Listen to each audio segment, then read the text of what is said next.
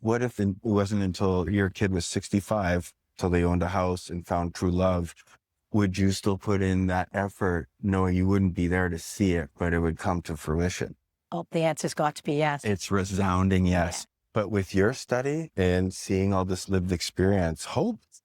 Absolutely, hope. Absolutely. It's going to take longer. It's going to be a bigger trajectory of support, but there are lots and lots of people who make it farther and reach some of those goals with the help. There was another interesting study or part of the study as well that kind of speaks to the same idea. We asked people about two things. First of all, we looked at who referred them for their FASD assessments. Okay. So these are adults being referred for assessment, right? And in the older group, the 35 to 60 group, they were much more likely to be self-referrals. It was the second largest group was self-referral, something like 20%.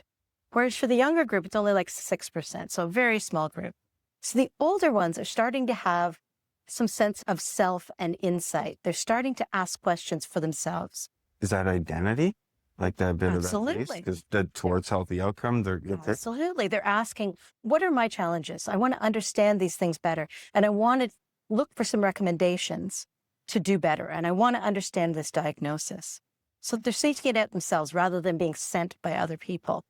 Okay. And that's without any of intervention on your end. It's just what the Showing up studies. at my front door and saying, I think I need to talk about FASD diagnosis. Yeah, it's interesting, but people have probably told them, maybe not, but is that part of the brain development with the self-awareness? I meet a person in high school who is awesome, give you the shirt off their back, party animal, all that stuff. You're like, dude, but then you see them, 30 kids, and you say, oh, I grew up. You'll hear that. Oh, you must have grown up, but your brain developed. Yes, exactly. So it's not that. Your brain developed it. That's right. Okay. So isn't this then about doing everything in our power as parents to make it like 35? Like we actually have a number that you could say, You yeah, have a goal.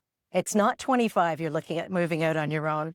Maybe it's 42. Yeah. Maybe it's going to be longer, but you're going to need that longer runway. it's not 20. And thus expectations could be modified. Absolutely. Modified from the parents feeling less guilty that their kid and the individual on the spectrum. You just need more time in development. You need more time in the AHL before you go to the NHL. And our guys, I say, are like goalies. They take longer to develop. A goalie doesn't mature until they're mid-30s. Didn't know that. I There learned it something is. today. There- Very good. But applicable in this. Yes, indeed. That's a great analogy. I love that. What do you do with this now that you have this? Besides, like, share it with me and my audience. They're Absolutely. loving it. Well, what do you do with it? These are really important things to be telling to families. The reason we did this research is because we want these answers for families. We want them to know what these kind of issues are where they're going, what their trajectory is going to look like, what they need to think about for the future.